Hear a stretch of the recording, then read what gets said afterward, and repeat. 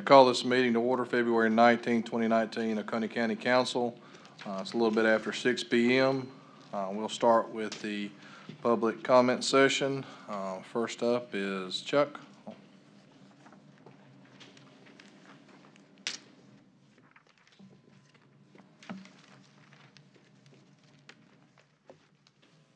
Good evening. My name is Chuck Cormelink, and I'm a resident and business owner in Fairplay. I'd like to address the development of the I-85 corridor and the sewer south in particular. In the past, there have been comments that we in the southern Oconee area do not want development, and that's it's far from the truth. We want development, but we want it planned. Concerning the sewer authority, the original plan was for the 4 cities to develop and control the authority, and they, through Bob Winchester and their board, did a pretty good job.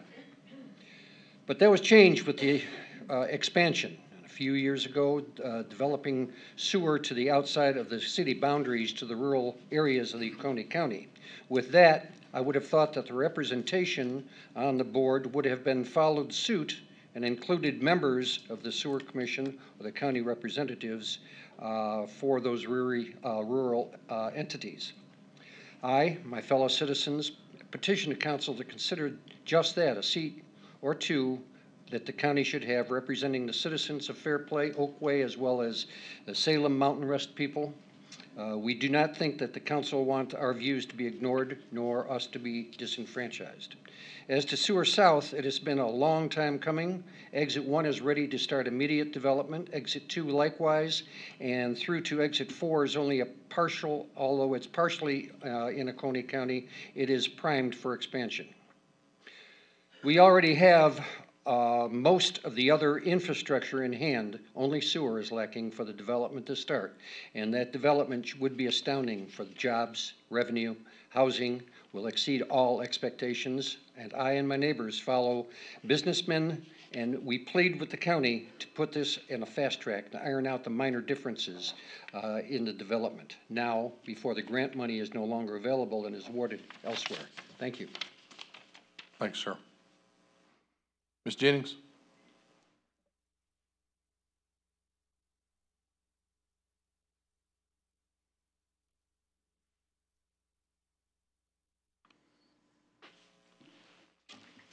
Good evening, Council. I'm Jean Jennings. Tonight I will be speaking about the federal paving grant for the Industrial Park, Tri-County Tech, Oconee campus. I will start at the beginning and come up to the present date.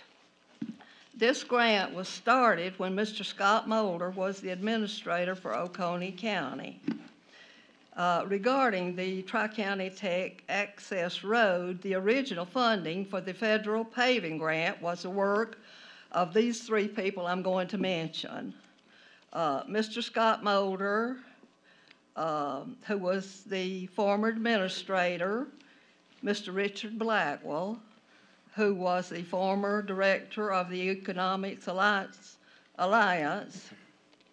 These 2 have gone on to other jobs, and Ms. Sharon DeRitter, former grants administrator for Oconee. Mrs. DeRitter was fired in January of this year. I appreciate Mr. Molder working with Ms. DeRitter while he was the county administrator. Some months ago, when Mr. Rick Martin was interim administrator, it came to light that the plans for the road at the industrial park had to change because of the proximity of a church and a preschool to the park. Mr. Martin informed council that the South Carolina Department of Transportation required the plans for the location of the road and turn lanes needed to change. The cost for the project was increased. Mr. Martin and Ms. Janet Hartman, who later replaced Mr. Blackwell as director for the Oconee Economic Alliance, they got to work looking for funding for the project. The now double grant covers additional engineering and surveys done to ensure the roads meet all South Carolina Department of Transportation's requirements to the federal level. The Appalachian Regional Commission Local Access Roads Program is providing the funds for the grant. The South Carolina Department will be administering the grant. The anticipated bidding for the project to take place is first quarter of this year. The Department of Transportation will handle the bidding of the project as well, since project will be taking place on Highway 11. This will be federal money. I would like to personally say thank you, Mr. Mulder, Mr. Blackwell, Ms. D. Ritter, Mr. Martin, Ms. Hartman, and Ms. Brock. As Paul Harvey, well-known news reporter on the radio, used to say, now you have the rest of the story. Thank you. Thank you. Any other comments? Any written comments can be given to our clerk of council, Ms. Smith. Any council member comments? Hearing none, we'll move into a moment of silence, please.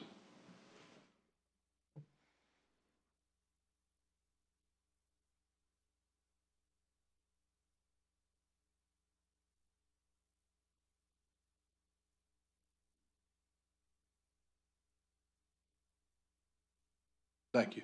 Mr. Root? Yes, sir. Please pray with me if you'd like to. Father, give me the words to pray. All thankful hearts. It's a good day to be alive. Not to take that for granted. Help us to be appreciative of the breath that we take, for the food that you provide for us. Oh, just so many provisions. Often we overlook the little things, so help us not to do that. Words, kind words that are spoken to us, the opportunities we have to speak kind words to others, and the opportunities that we have to do right. Banners around us, knowing that it is always the right time to do the right thing. Let that resonate in our hearts. Let that guide us tonight in this meeting, that we do the right thing, measured by your standard, by your principles, and by your wisdom.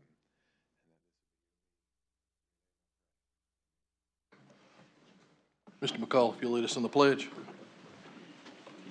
I pledge allegiance to the flag of the United States of America and to the republic for which it stands, one nation, under God, indivisible, with liberty and justice for all. Thank you, sir. We need approval of minutes for February 5th, 2019. Make a motion. Have a second? Second. All right. Any discussion? All in favor? Aye. Any opposed? Ms. Brock, administrator comments? Just a couple of things this evening, sir. One, thanks to Miss Shelby Henderson from the Bertha Strickland Museum for allowing us to borrow the banners as we do read our proclamation for Black History Month this evening. Second, we will, on the agenda, need a motion to rescind the vote that was made on January 22nd for Mr. George Smith, as we do not have a questionnaire on file. And I believe we have a replacement questionnaire for him. Do I have a motion from council to rescind that? So moved. Second. Any discussion? All in favor? Aye. Any opposed? Thank you, sir. Thank you. All right. Move into the recognition of staff from the finance department. Have a immediate release to read from the Government Finance Officers Association. This award represents a significant achievement by the entity. It reflects the commitment of the governing body and staff to meeting the highest principles of governmental budgeting. In order to receive the budgeting award, the entity had to satisfy nationally recognized guidelines for effective budget presentation. These guidelines are designed to assess how well the entity's budget serves as a policy document, a financial plan, an operations guide, communications device. Budget documents must be rated proficient in all 4 categories and in the 14 mandatory criteria within those categories to receive the award. We do have several members of the Finance Office. If y'all will come forward to accept your award, we have Liddell Price, Kimberly Hopkins, Danielle Smith, Letitia Marcingill, Sally Lowry, and Samantha Adams. Great job.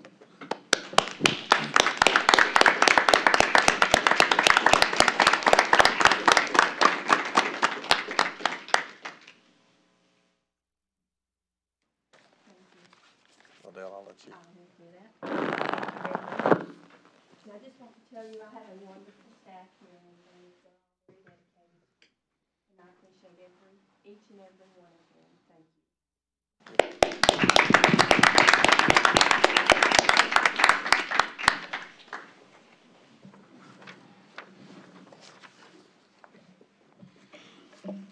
All right. Move into Proclamation 2019, recognizing February 2019 as Black History Month.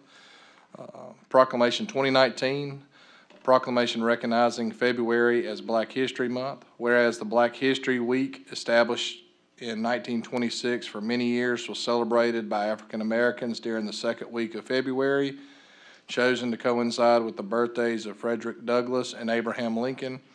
And whereas in 1976, as part of the nation's bicentennial, Black History Week was expanded and became established as Black History Month and is now celebrated all over North America.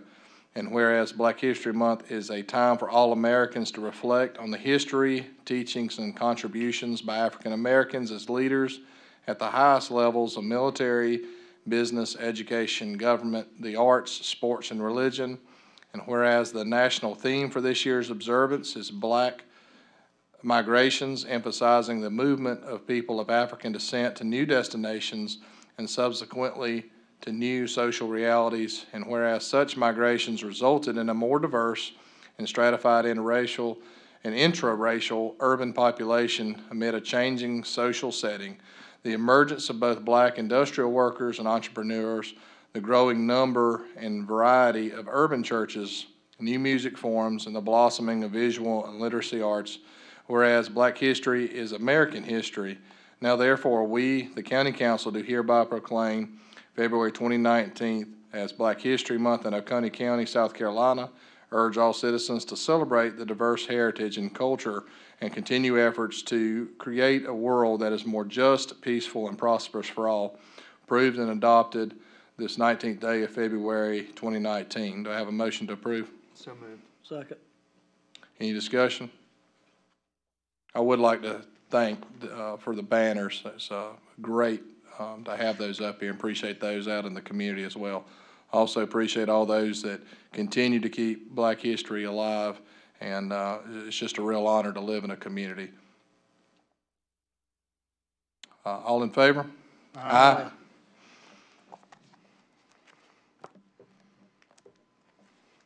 Do we have anybody receiving this tonight? Yes, sir. Okay. All right. We have several presentations to council. We'll start with the Emergency Medical Services update. Aaron Dix, Director of Mobile Services, and come on forward. Good evening. Chaplain, I'm thankful for being dry inside this building, because I'm pretty sure I saw animals 2 by 2 walking towards a large boat on Clemson Highway. So, they say it's just worth 1,000 words, so just, if you don't mind, sir.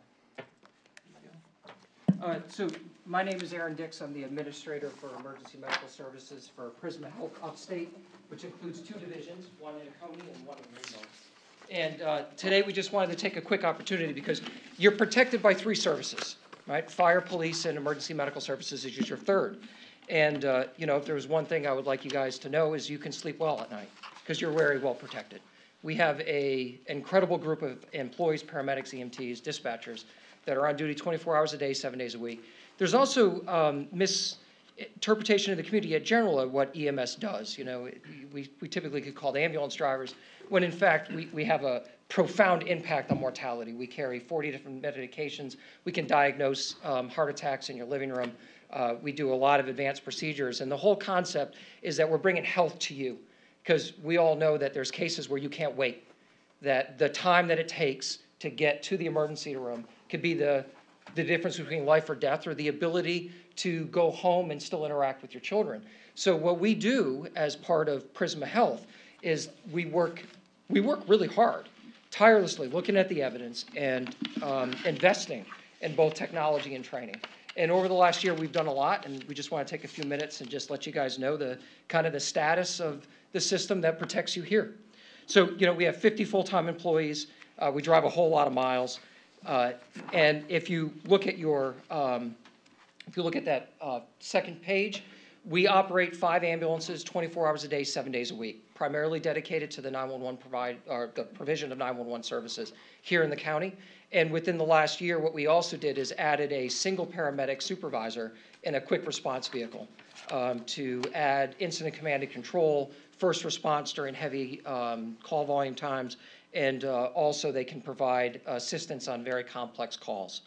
And then up during the day, we add 3 additional ambulances, both to cover not only the volume that we experience out of our own facility going to specialty centers, but also to flex during the 10 to 10, which happens to be our busiest call volume point of time.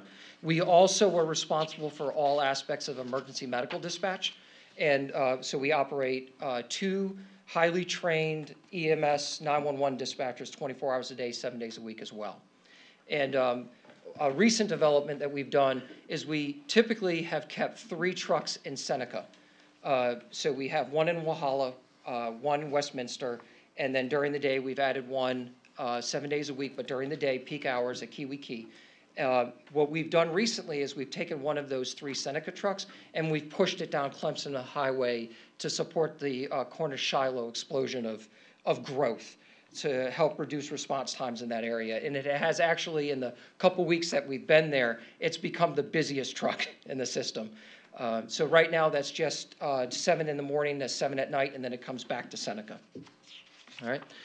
If you look at the third, you can see the call distribution. So over 55% of our calls are what we consider lights and sirens, or life-threatening requests for service. Chest pain, shortness of breath, cardiac arrest, high acuity motor vehicle accidents, shootings, that sort of thing. So the vast majority of the calls we go to, we consider life or death.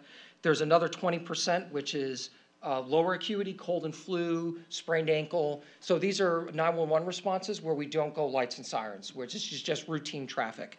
And then you can see that 23% of our volume, which is the specialty care transports that we do out of our own facility. Oconee Memorial, it's a wonderful, amazing facility that can do a lot of things, but there's certain specialty care, like the treatment of heart attack, that has to be done at a large tertiary center, and those patients require care while they're being transported. So 23% of our volume handles that. So the bulk of what we do is responding to 911 requests within Oconee County. Some of the other things that we do is we provide a lot of standby coverage free of cost.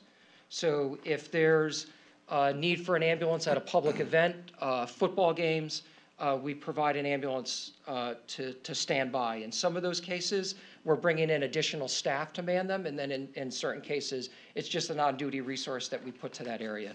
I already told you we do emergency medical dispatch, but then there's 2 other things that we do that you might not be aware of, but we have specialty paramedics that are trained to operate in austere environments, whether it's providing medical coverage or specialty medical coverage during an active shooter or a high-risk warrant or hazmat or in confined spaces. We have paramedics that have additional training and additional equipment.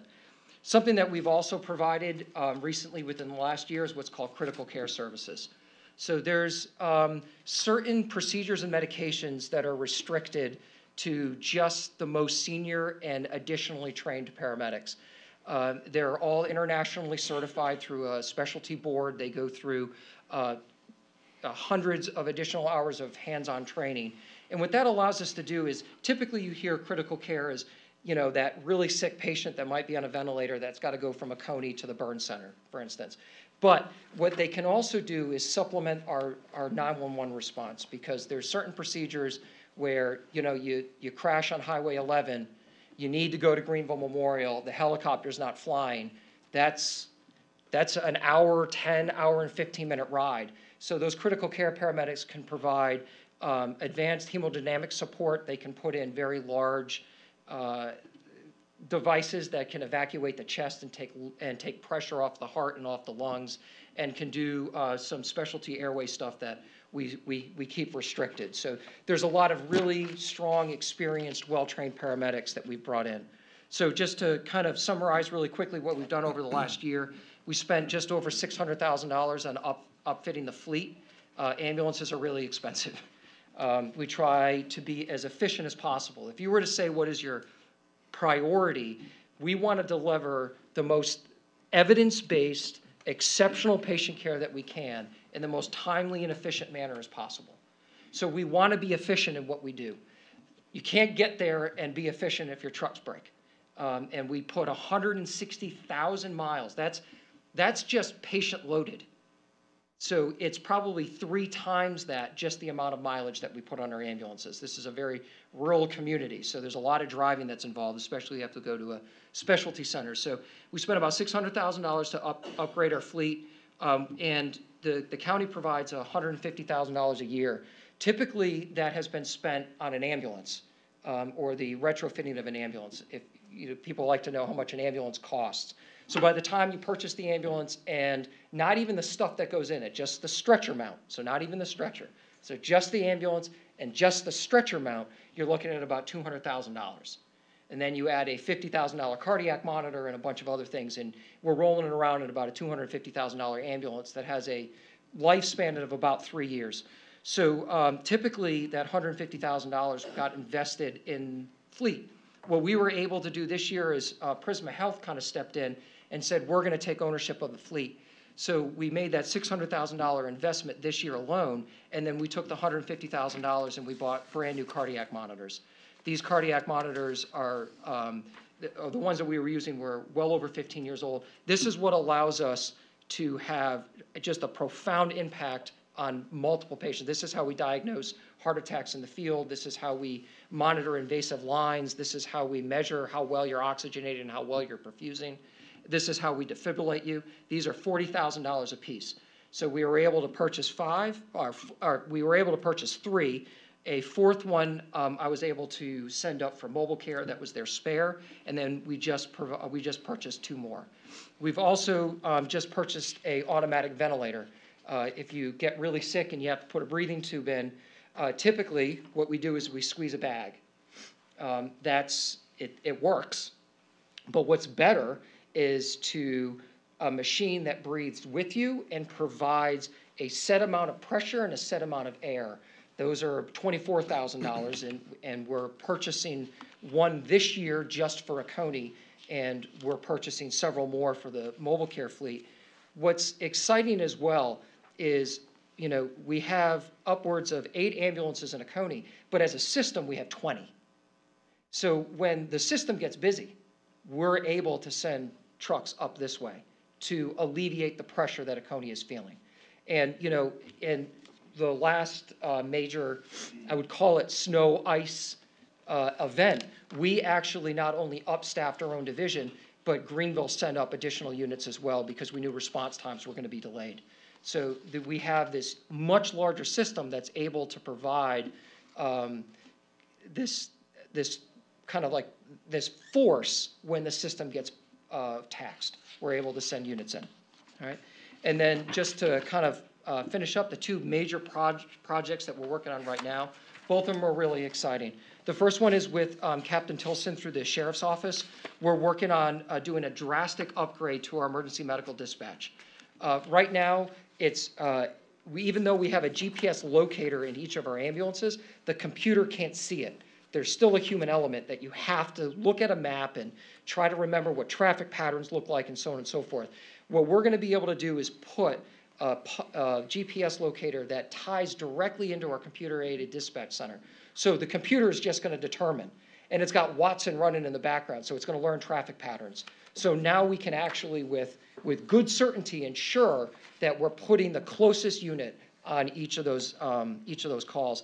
We're also increasing the education not only of our own 911 dispatchers, but we're going to be providing that training to all of the 911 dispatchers in the Oconee Sheriff's Office as well. So that's a very large project that we're hoping to kind of get implemented by the end of the spring. The other big thing which the community should be really happy about is Prisma Health was able to secure a very large grant through Accountable Communities and Blue Cross Blue Shield that brings this concept of what's called the community paramedic. So typically you call 911 and a paramedic shows up. What we want to do, and what's important to understand too, is that our payer mix, so out of all of the patients that we transport, almost a quarter of them have no insurance, right? So what's really important about that is that this subgroup of population probably won't seek preventive care. They're going to wait until they're really, really sick.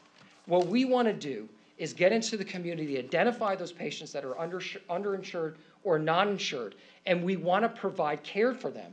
We want to get them a medical home. We're going to do home visits. So if you're falling frequently, we can have a community paramedic come out.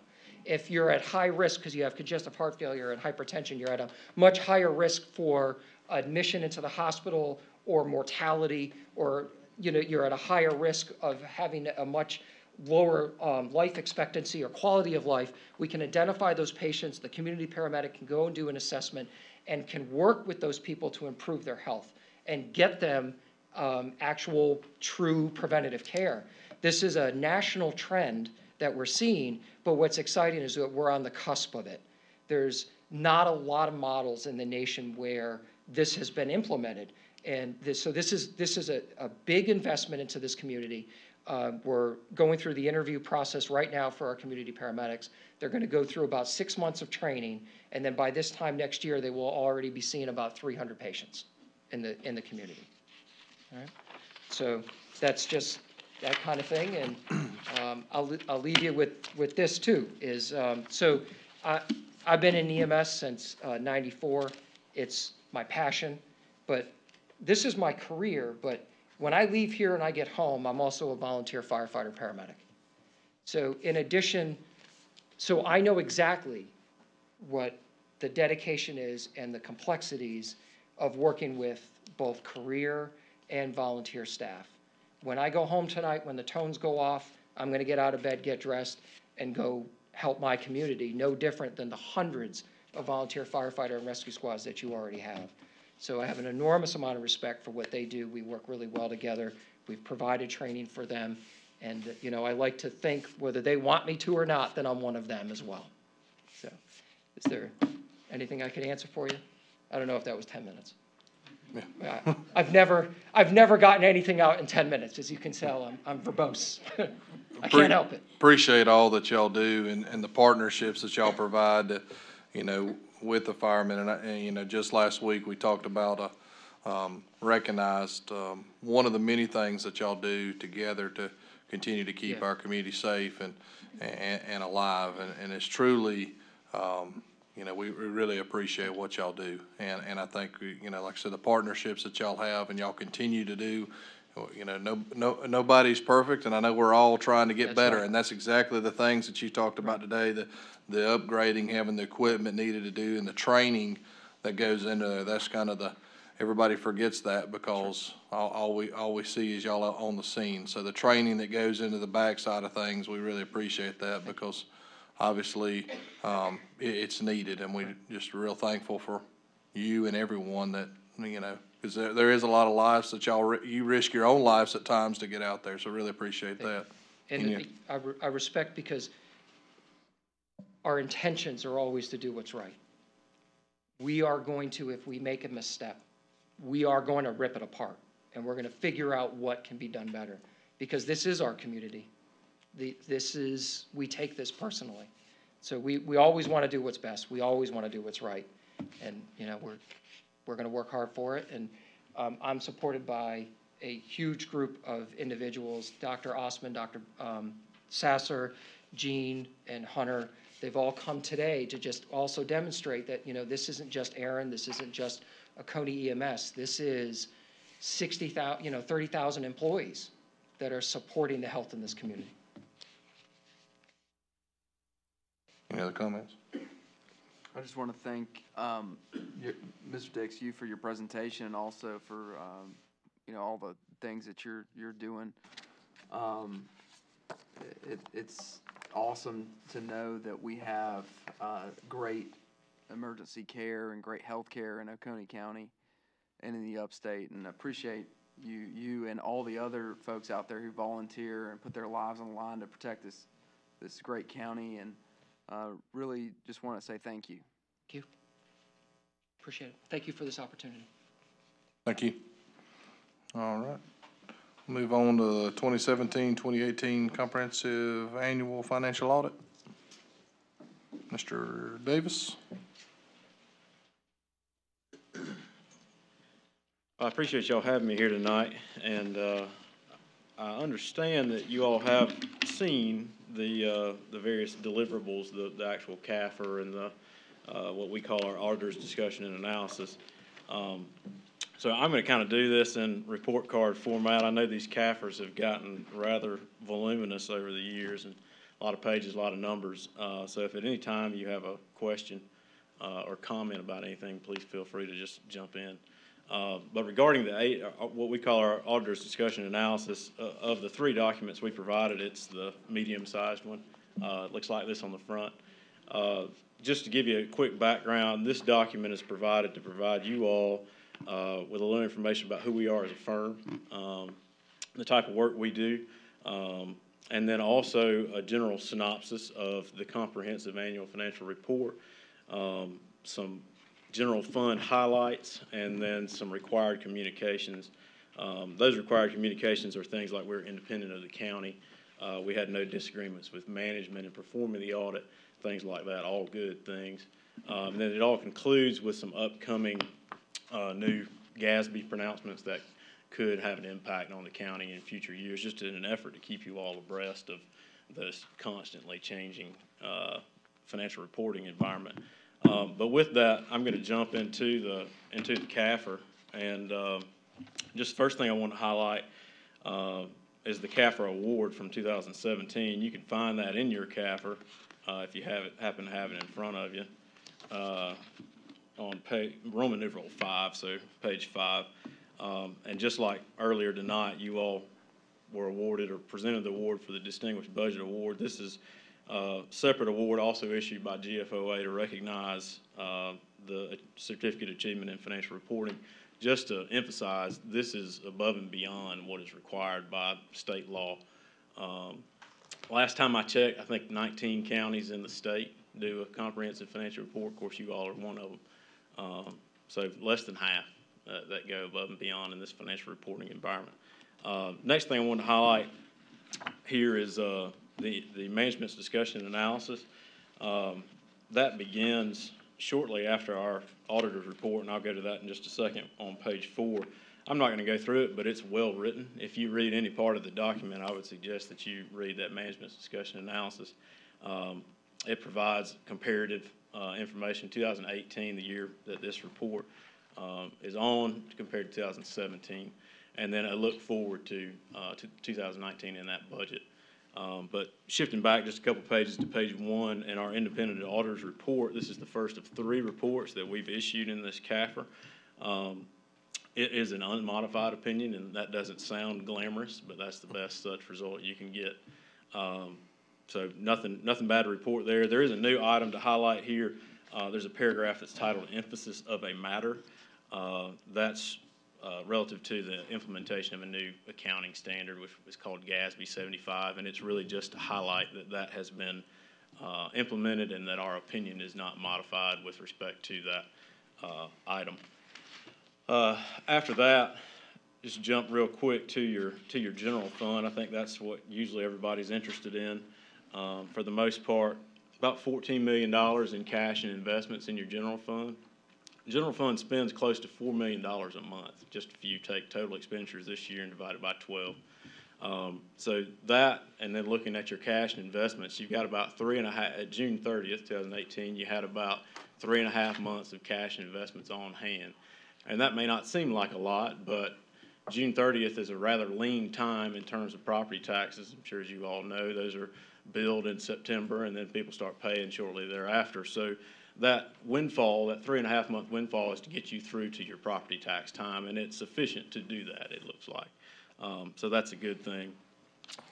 Fund balance this year, $20.1 million, which is down, let's see, down about $3.5 million from last year, and that's a little quirky this year.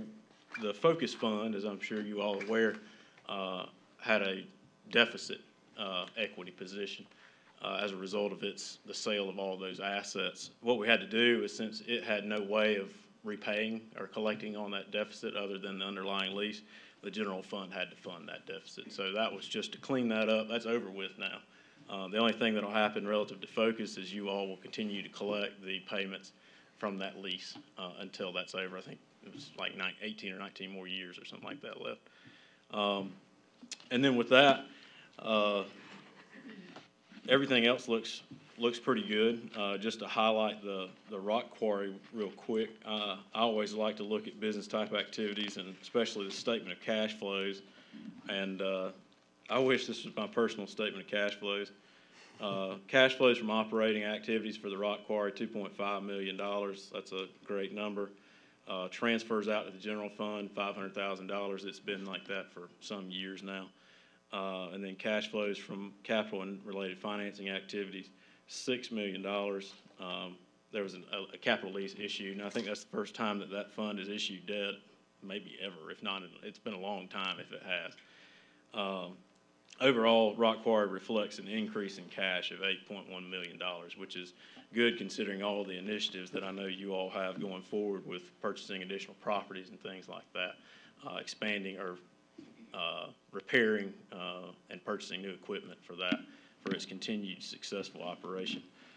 With that, I'm going to skip. There's a lot of footnotes in this document. I'm going to blow through those and go back here to the back. We've got two more reports at the end of this comprehensive annual financial report. One is a report in accordance with governmental auditing standards. We call this a yellow book report. It's not designed to offer an opinion, but to just highlight if you had any issues with internal controls or compliance. There were none. If they were, it would be highlighted in this report. So while this is not designed to offer an opinion, it is still a good report, and there's nothing to report in it. The third and final report here on page 131 is a single audit report. If you all spend over $750,000 in federal money, it triggers a compliance audit. We performed one of those this year, and as a result of that, we noted no instances of noncompliance with federal regulations. So again, and this one does offer an opinion, and it is stated there, but nothing bad to report here as well. And then the final thing I wanted to highlight is we've issued a management letter.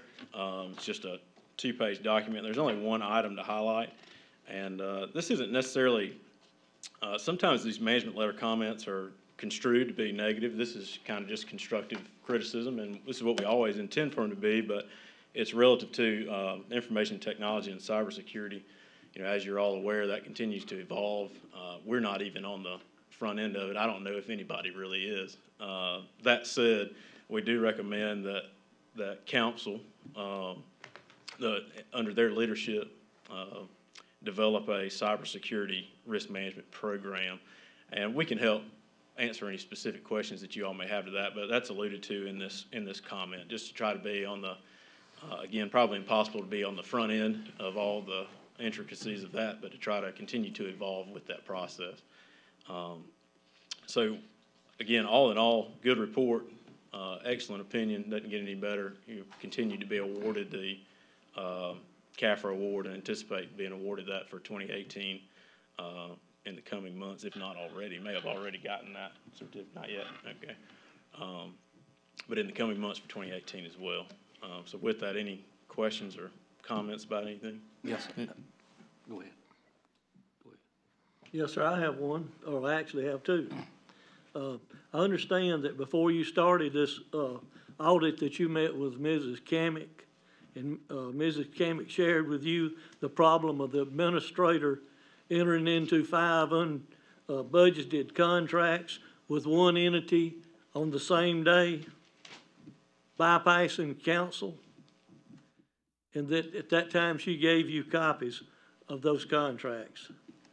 I'd like to know what your response to Mrs. Kamick was. Sure. Well, just to give a little background, as a part of our audit procedures, and we typically do this on a rotating basis, but we reach out to someone on the governing authority, the county council in this case, just to inquire, and we do this with other management personnel as well, but just to inquire as to whether there are any questions or concerns about the audit process, whether there's anything that they feel we need to focus on, whether they have any questions or concerns about fraud or any anticipated fraud or anything like that. So we did that as we have historically done, and Ms. I randomly picked Ms. Kamick this year, and she reached out to me and told me of this issue, and of course we take anything like that seriously, so we did meet with her, and she provided, I think, a narrative of what all had transpired, as well as copies of those contracts like you mentioned. And we reviewed them, and without having the full context of what happened,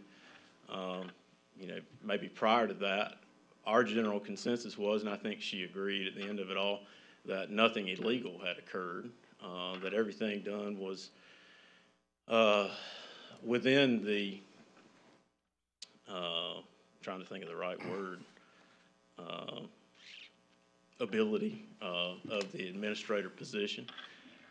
The only comment that I had to her was, and again, that this is without that historical perspective, but just from an outside looking in, that the only thing that you could potentially say about the issue was that maybe these contracts had been entered into potentially ignoring the spirit of the county's procurement ordinance. And again, that's worst case scenario. I don't know all the background about all the situation, the discussions that were had, and my recommendation to her at the time is that if it was a significant enough issue to council, that council revisit the procurement ordinance and amend that so that such things like these contracts couldn't be entered into going forward. And that's really the essence of, and that's not a formal recommendation, or it would have been included in this letter. It's just a personal recommendation from me, based on our discussions and her concern there. I think it's also important to note, I don't have any real working knowledge of how advertising contracts are generally entered into. So again, this is just from a relatively quick meeting. I think we met for about 45 minutes going through these documents and trying to serve you all and you all as a whole and give you good recommendations. And that is ultimately my recommendation, is that if council so chooses to revisit that procurement ordinance or potentially pass a new one to further define what is permissible by the county administrator or department heads or whoever that may be. Mr. Elliott? That was my second question you just answered. Thank you. Okay, sure. On the cybersecurity, do you see other governmental entities that you audit acquiring cybersecurity insurance? And also, do you see them doing training for employees on cybersecurity and online tests to reinforce that training? It varies wildly.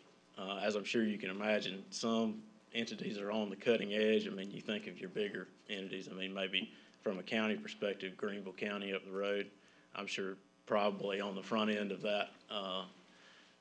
Your other counties, maybe your more rural counties, I don't want to single anybody out, but, probably not as much. A lot of counties and other local and state government, well, I don't say state government, but local government entities don't even have an IT person, IT personnel or IT department. So it does vary wildly, and I think given your size, the county size, that you all have an IT personnel and IT department, that is great. But what we want to try to highlight is, given these continued issues that are rising. You hear about a city of Atlanta that, last I heard, can still not access portions of its system. And I can't imagine not being able to get into financial records, things like that. It just hamstrings them. And then, a lot closer to home, I understand that Greenwood Public Works had this issue about a year ago. And we do their audit. So in light of all of that, we just decided that we needed to develop what we think is a comprehensive questionnaire for our clients to provide and give them some pointed questions and have them answer those questions in conjunction with their IT department. And then review those and see if we can all get on the same page for what we can recommend. And this is a pretty standard recommendation for ours across all of our clients thus far. Since we've developed this, we've given this recommendation to just about everybody. So I know that's rather vague, but I'm sure there are a number of entities that do purchase cybersecurity insurance. And, this is something that just continues to evolve and be a big issue. I mean, with Bitcoin, I had a guy ask me the other day, county administrator asked me the other day if I knew how to buy Bitcoin just in case something happened. I said, I sure don't. I don't have any idea how to go about it, but I can, hopefully we won't ever have to deal with that. But if we do, we'll be happy to help. But yeah, I wish I could speak to it more than that. But yeah, just an effort to try to highlight those issues that are ever present. Thank you for working with us, and I appreciate the finance bar. I know it's a lot of time, and a lot of partnership that y'all have, and appreciate that. So on the note of the cybersecurity, Ms. Brock, can you work with IT and kind of give us a little feedback on where we're going, look at the recommendation that they did provide in the audit? And I know y'all talked a little bit about the ability to implement that. There's some help in that as well, if you'll. John Michael and I have already spoken about that, sir. It'll probably a portion of our budget request for this year, as well as an annual maintenance contract for the ones that we found just off the cuff. Okay. Any other council member comments? Thank you, sir.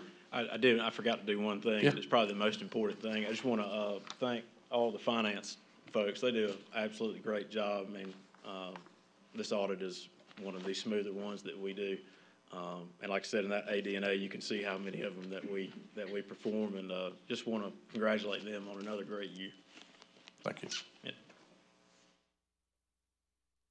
All right. We'll move sewer south discussion. We have Scott Paris, which is chairman of the board, and Chris Eleazar.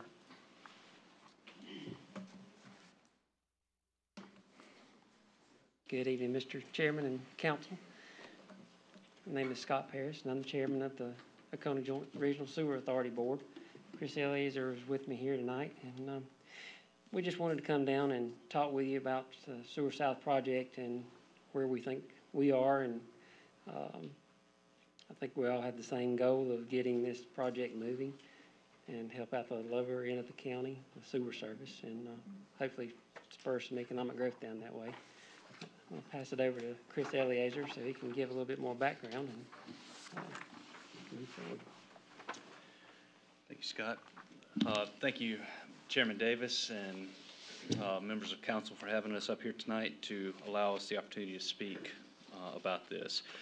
We are here at the request of my board that Scott is the chairman of to continue discussions, and we were requested specifically to do it in this type of a setting to be able to answer anything that may come out that you may want to know. I know there's a lot of questions that many of you had when we put together just a small group of us to discuss back maybe, was it a couple of months ago now, I believe it was.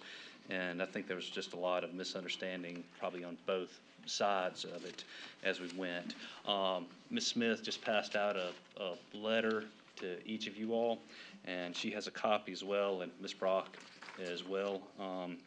But I'm going to touch on just a few of the items that are in that letter that are addressed, and to kind of go back a little bit in time, how we got to this point, the Sewer South project as a whole, and as where we're at today, some of the agreements that are in place that govern the way that we all, the county, the authority, and the member cities can handle such a project as this, and then also address some of the county's requests that were made at the February 5th council meeting. I believe that was the correct date. So with that being said, I'll ask if there's any questions before I begin. All right. I think that overall, I think we're all here for the same reason, and that is to provide and enhance the economic development opportunities and the quality of life for all residents of Oconee County where we can do so. That while we protect the resources that we've been blessed here with in the community. Now how we got here. Back in 2005, I believe was the date, the county closed on the piece of property outside of Fairplay that's now known as the Golden Corner Commerce Park to become what was to be an industrial opportunity or for growth down that way. There was no utilities down that way short of water service, I believe. Several years later, fast forwarding up a little bit, the county came up with the idea and put in place through grants and other financial sources the roughly, I believe, was a $9 million pump station force main, 1,800 gallon per minute pump station that currently exists inside the Golden Corner Commerce Park and pumps the roughly 12 miles from there up to our treatment plant. In early 2017, DHEC they granted that permit to place that pump station into operation. And that's where we sit with that today. So from there, we move into the Golden Corner, from the Golden Corner Commerce Park down to the so-called Sewer South, the I-85 corridor sewer. In 2015, at the request of Oconee County through the Oconee Economic Alliance, there was a feasibility study conducted by Davis and Floyd Engineering and Consultants that addressed the sewer needs for that area for what they believe would be the next 20 years, from 2015 to 2035. They also identified phases they recommended that these projects be performed in, with phase 1 going from Golden Corner Commerce Park into Fairplay, and then from there down to exits 2, exit 1, then exit 4. In the fall of 2017, the Oconee Economic Alliance conducted at least 2 town hall meetings in the Fairplay community to gauge their interest in sewer for all uses, industrial, commercial, and residential down that way. And I believe that a majority of those that attended, and I've attended both of the meetings as just a citizen, if you will, just sitting in the audience, but it seemed that a majority of the people that were there were interested in sewer because of the potential for opening it up for development and knowing that increases quality of life, increases property value, and just opportunities in general down that way. Around that same time, the Sewer Authority was approached by the county regarding the taking over the ownership and operation of the Golden Corner Commerce Park pump station and force main, as opposed to those services being delivered by any of our member cities to us. And that began the whole discussion and back and forth about an agreement that's been put to put that in place. And that even precedes any of the discussion with the whole so-called Sewer South project. Now I'll fast forward a little bit to August of 2018. In 2018, the South Carolina Rural Infrastructure Authority contacted me while I was on vacation and said, we've got a once-in-a-lifetime grant opportunity from the United States Department of Commerce, their Economic Development Administration, that could provide as a matching fund to the RIA grant. So it would fund nearly the entire Sewer South project short of engineering costs. The problem with this whole thing is that time was of the essence. You know, we found out about it early August. We had to get the grant applications both completed and submitted to Columbia by, I believe it was September 11th of that year. So with time being limited, we took what the county already had with the initial Davis and Floyd project of 2015, and Davis and Floyd basically dusted that off. They turned it into a preliminary engineering report that was provided down to the granting agencies, and we went with that with those same phases. I know has been questions about why it was phased one way or the other. We basically took what was already recommended to the county back in 2015 and turned that in. It was determined by the Appalachian Council of Governments when Mr. Paris and I met with them back in August to discuss the grant, that the sewer authority of any of the sewer retail providers in the area, that they said nobody else would be able to provide wastewater service to that community. They felt that Seneca and Westminster, that their municipal boundaries and existing sewer service areas were too far removed, and thus they felt that the sewer authority should be the only ones that would be eligible to apply for this grant opportunity. And thus that's what kicked off the whole thing and why we got involved to begin with.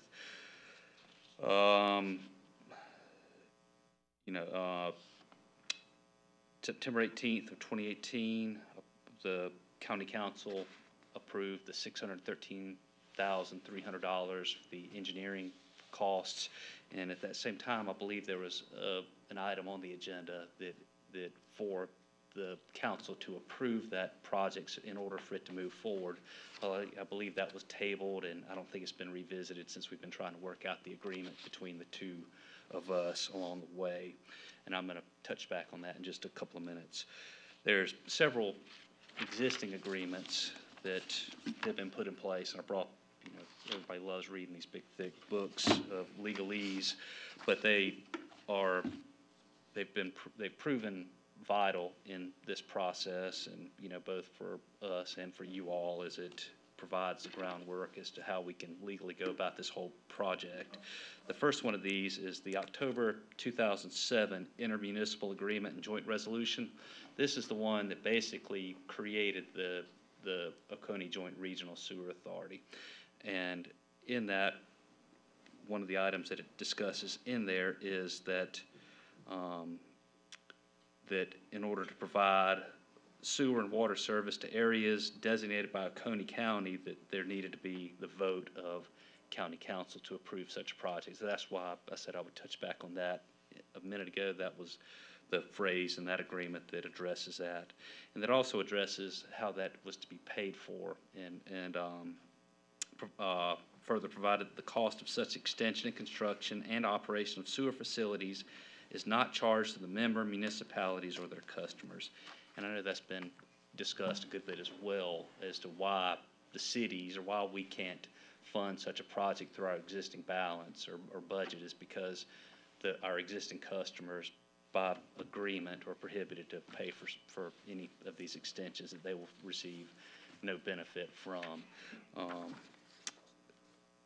And the next one is what our attorney, he deems it a 5-party agreement, intergovernmental agreement. That goes to November of 2008, and that agreement is between Oconee County, the 3 member cities of Seneca, Walhalla, Westminster, and the Sewer Authority. And there's a couple of sections in there that are noteworthy. Article 1, Section 1.01, it discusses that the intent of the agreement is to protect the cities from the cost related to system expansions outside of the municipal limits. And Article 5, Section 5.01 also discusses that in the event that the county decides to finance a sewer line in the unincorporated areas of the county, the authority and/or city agree to own, operate, and maintain said lines after the construction of the lines. The final agreement I'm going to touch on was the settlement agreement release of 2016. That was the contract that eliminated the annual $610,000 transfer from the county to the sewer authority to fund capital projects. But it also addresses kind of the same thing. And a lot of these agreements, they just rehash the same things that were presented earlier on, that, when the county agrees to request a project, of the sewer authority, that it will provide adequate funding for construction and/or operation, maintenance, depreciation, and required upgrades. But that agreement also includes this condition. It says that the county may independently construct, own, and/or operate water and/or wastewater projects, or it may contract directly with municipalities or other entities for such services. So basically what that did is it allows the county to own and operate their own sewer infrastructure lines. The only condition is within that agreement was that we had to provide the treatment as the treatment agency for the county. So with that being said, the county can construct and operate these facilities absent of our assistance, so long as the work performs with our standards. And recently, I believe as of last week, Larry Brandt, our attorney, spoke with a representative with the EDA, and she said that the county can be a co-grantee in this application process if the county wishes to pursue that. So that is an option that we provide you with tonight as well. Now, to finally address the county's recent request based on the February 5th, 2019 council meeting, there was 3 conditions. One was that the parties would proceed as under the pay-as-you-go option, and that depreciation would not be funded by the county. The OJRSA board is okay with that. No, that they're good with that. Condition 2: the county will maintain how do you say this, Mr. Root? Reversionary interest. Thank you. Reversionary interest in the Golden Corner Commerce Park project in the event that Sewer South is not constructed by us using the grants. Again, we're absolutely okay with that. The third request was that the county will be accepted as an additional member to the sewer authority with the right to appoint 1 commissioner. And we don't have the authority to say yes or no to that. The statute that created us, which is Section 62570 of state law, it addresses how we add members to our agency, and which can be done. The first 2 steps are required on the county's end, and I'll go through each of those. One is that the county adopt a resolution or ordinance that complies with Section 62540. 2, that they submit an application to the OJRSA requesting membership or memberships. And 3, that they receive approval for the application by resolution of the governing bodies of each of the member cities. And that also is addressed in the intermunicipal agreement and joint resolution of October 2007 under Article 4, Section F. So tonight, in closing, that we are here. We want to support the same thing you guys want to get done. We want to be a team player. We want to be a vital part of the community. You know, we want to help see the growth that the residents, you know, in the Fairplay area expressed to us that they wanted to see happen. But with the Sewer South project, it's just important to understand that there's no guarantees with any of it. You know, with any project such as this, there is obviously inherent risk. So it's a matter of deciding, are those risks worth pursuing or worth taking at this time? The $613,300, there's no guarantee that may be the cap on it, as you know, the project hadn't been bid yet, and there's no way for us to control any exceedances as to how that were to go forward. But the thing that, another thing we need to reiterate is that that we, in order for us to proceed one way or the other, we needed to have that formal vote to take place by county saying they wish for the project to proceed. And with that being said, we'll entertain any questions. Thank y'all for coming here tonight and kind of giving us some clarification of some things as we move forward with the contract and we continue to work together. I would like, if it's council's wishes as we move forward, to finalize the contract, invite y'all into executive session if council would so wish that to be the case. Do I have that motion? Make a motion. Second. Any discussion? All in favor to have them? Aye. Any opposed? Okay. All right, thank you. Thank you. Okay. We'll move into public hearing for the following ordinance 2019-04. Ordinance authorizing the execution and delivery of the addendum of the lease agreement between Oconee County as lessor, Oconee Heritage Center Incorporated, now known as Oconee History Museum Incorporated, as lessee in the relation to the premises known as the Tobacco Barn located at the corner of Tougaloo Street and Broad Street in Walhalla, South Carolina. And no one has signed up for public comment. Any written comments can be given to Ms. Smith, or you can come up now. All right, we're going to close that public hearing. A public hearing on ordinance 2019-06, ordinance authorizing the issuance and sale of a general obligation bond, Kiwi Fire Tax District of Oconee County, South Carolina, in the principal amount not to exceed $550,000, fixing the form that certain details of the bond, authorizing the county administrator to determine certain matters relating to the bond, providing for the payment of the bond and the disposition of the proceeds thereof and the matters relating thereto. No one has signed up for public comment or public hearing. Any written comments can be given to the clerk to council, or you may step forward. All right, closing public hearing on 2019-06. Public hearing, ordinance 2019-07, ordinance to amend Chapter 22 of Oconee County Code of Ordinance entitled Parks, Recreation, and Tourism and other matters related thereto. No one has signed up. Any written comments can be given to clerk to council, or you may step forward to speak. Close public hearing 2019-07. Public hearing 2019-08, ordinance to amend Oconee County's road encroachment permit policy and encroachment permit application and other matters related thereto. No one has signed up. Written comments to clerk to council, or you may step forward to speak. Close public hearing on 2019-03. Move forward into third reading, ordinance 2019-04. Do I have a motion to approve? So moved. Second. Any discussion? All in favor? Aye. Any opposed? Third reading, ordinance 2019-06. Do I have a motion to approve? So moved. Second. Any discussion? All in favor? Aye. Any opposed? 2019-07, third reading. Do I have a motion to approve? Make a motion. Second. Any discussion? All in favor? Aye. Any opposed?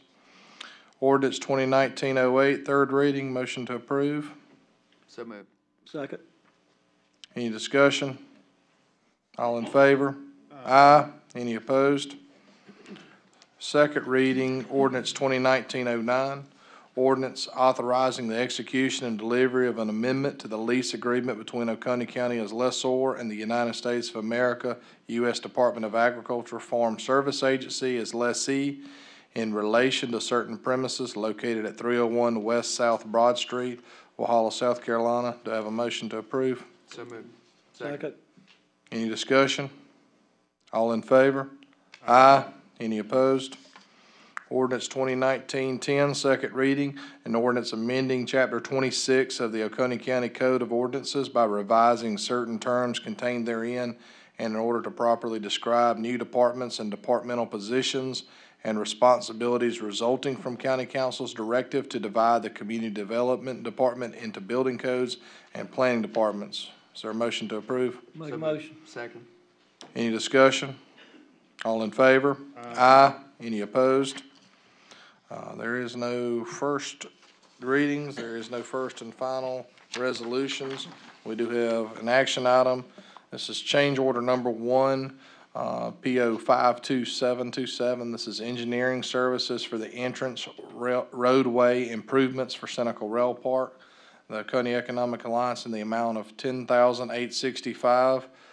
which is what the budget and the project cost is, leaving the remaining balance at zero.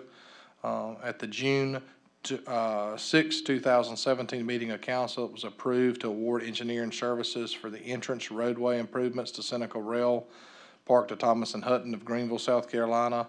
On-call engineering RFP 1509 for category E. Thomas and Hutton provided services that included engineering design services, approximately 2,500 linear feet of industrial grade roadway, permitting, bidding, and award assistance for the project. The roadway project was made available for bidding on August 30th, 2018. Bids were opened on September 18, 2018, with one bid received. The bid was rejected because it significantly exceeded our budget. In order to rebid the project, it required Thomas and Hutton to provide additional design services, bidding, and award services. The amount requested is the change order of $10,865, which will bring the total project to $85,495. It is the staff's recommendation that council approve one, the change order number 1, PO 52727, addendum number 1 to Thomas and Hutton of Greenville, South Carolina, for additional engineering services required to rebid the entrance roadway improvements for Seneca Rail Park in the amount of $10,865, and this will bring the total amount of the PO to $85,495. And 2, to authorize the county administrator to sign and execute the change order. Do I have that motion? Make a motion. Second. Any discussion? All in favor? Aye. Any opposed? All right.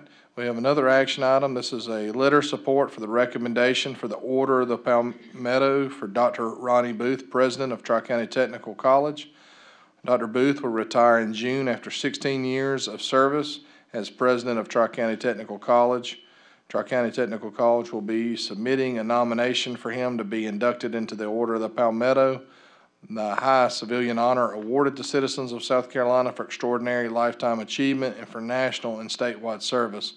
A letter of support for the recommendation of the Order of Palmetto is being requested for this prestigious award. Do I have that motion? Make a motion. Second. Any discussion? I would like to thank Dr. Booth for his many years of service to Tri-County Tech and always being a great advocate for Oconee County and continue to train our workforce.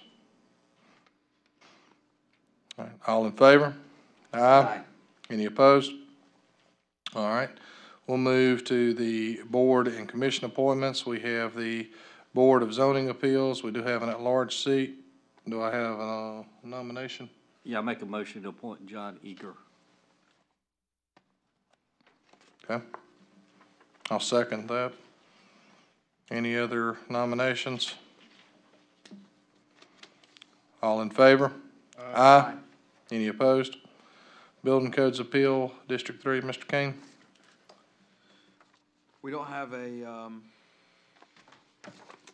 questionnaire on file yet, but I did get somebody to verbally commit to do it today. So I expect at the next meeting we'll be able to fully staff that board, which meets maybe once a year. All right. Arts and Historical Commission, we have 2 at-large seats. There are no questionnaires. We have no questionnaires for that one. Is there any nominations? Okay. Conservation Bank Board, District 3, Mr. King. I do have, we have a questionnaire for that one, and I nominate Daryl Ryan Keese to serve in that capacity. Second. Any discussion? All in favor? Aye. Any opposed? All right. Parks, Recreation, and Tourism Management. No questionnaires We do on not file have a for that. questionnaire for that one. That is an at-large seat. We'll move that to the next meeting. OEA, Oconee Economic Alliance Board of Directors. We do need a motion to affirm these appointments, which would be Mr. Kane, Council Representative, Miss Amanda Brock, County Administrator, Mr. Sammy Dixon, OEA General Nomination at the request of the OEA Board. Do I have a motion? Make a motion. Second. Any discussion? All in favor? Aye. We have the SC Appalachian Council of Government Board of Directors.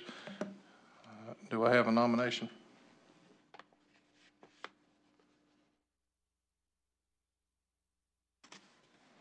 I make a motion that we nominate Julian Davis. Okay. Do I have a second? Second. I got a question. I thought that, is that the one they looking for a minority? No, well, we have that one too. That's another seat. Oh, okay. Yeah. All right. Any other nominations? All in favor? Aye. Any opposed? Minority representative, right now, we're still searching for that one. We do not have a sheet on that, so I know we have some feelers out there that we're talking about. Who's the lady that teaches Spanish in school that would applied for that? No, she's from United Way. That was Sarah. No, this lady's name is Martha, or We don't, What's her first name, sir? I can probably locate her. Marta, I believe, Marta. Okay. so let's have, I know you're talking about. We may in fact have a questionnaire for her on file Yeah. for another seat. If you would like us to ask her if she'd be interested in representing the Council of Oconee on the Council of Governments Board, we'd be happy to do that. Well, I'd like to. I think she said Friday's her day off at school, Oh, perfect so timing. it'd be good to ask her. try to have that by that March meeting, get that tied up. Okay, we'll be Okay. happy to make sure that we'll have that. I'll be in contact with you should we have any difficulties with that. Okay. All right. Any unfinished business? Any new business? Mr. Chair. Yes, sir. I would just like to stray from the procedure. There are four guys in Walhalla High School, freshmen, who've started an online newspaper on their own, not supported by the school. I'd like to recognize one of them sitting here in the audience. They're showing real initiative to do something on their own. And him and his friends, would you stand up, please, sir? Him and his friends are going to be the future journalists in the community. And it shows real initiative and involvement of the youth thinking about the future. Because we're 1 foot in the grave. So thank you very much, sir. Thank you, Mr. Chair. Thank you, Mr. McCall.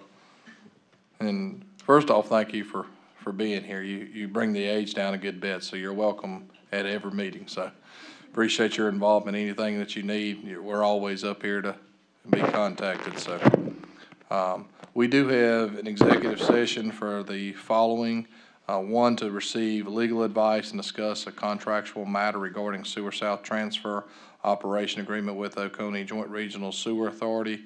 We did have a motion earlier to allow Chris Eleazar and Scott Parrison on that. Two, to discuss regarding economic development matter project Aztec. Three, discussions regarding economic development matter project Plan 4. Four, discussion regarding an economic development matter project Zulu. And five, provide legal advice and discuss purchase of properties adjacent to rock quarry. Do I have a motion to enter an executive session? Make a motion. Second. Any discussion? All in favor? Aye. Any opposed?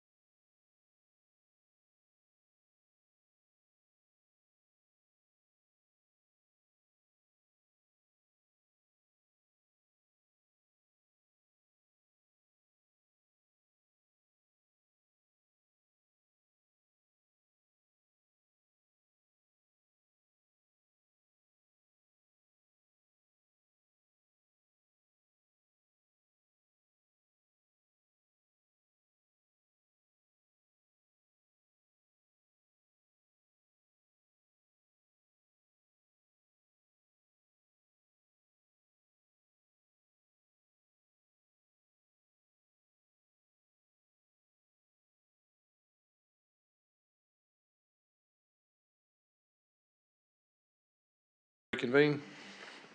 So moved. Second. All in favor? Aye. No action was taken in executive session. We do have, Mr. Root. Yes, Mr. Chairman, if I may, the next item on the agenda is first and final reading of Resolution 2019-02, a resolution authorizing the execution and delivery of an intergovernmental transfer and operation agreement between Oconee County and the Oconee Joint Regional Sewer Authority in relation to the sewer system extending between the Golden Corner Commerce Park and the Conorosk Creek Sewer Treatment Plant and other matters related thereto. We need a motion to approve this resolution with a revision to the transfer and operation agreement, removing language requiring a membership and commission seat in favor of the county in exchange for an ex officio seat. Make a motion. Second. Any discussion? All in favor? Aye. Any opposed? Motion carries. We do have a motion to adjourn. So moved. Motion. Second. All in favor? Aye.